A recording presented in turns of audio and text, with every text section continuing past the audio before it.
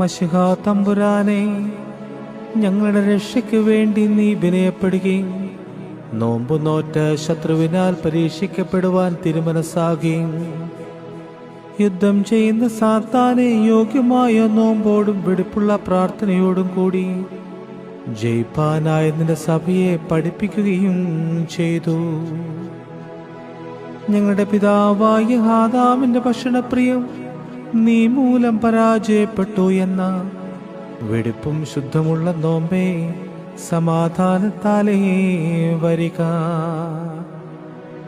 ഞങ്ങളുടെ രക്ഷിതാവ് ഞങ്ങൾക്കായി നോറ്റ നോമ്പേ, സമാധാനത്താലേ വരിക.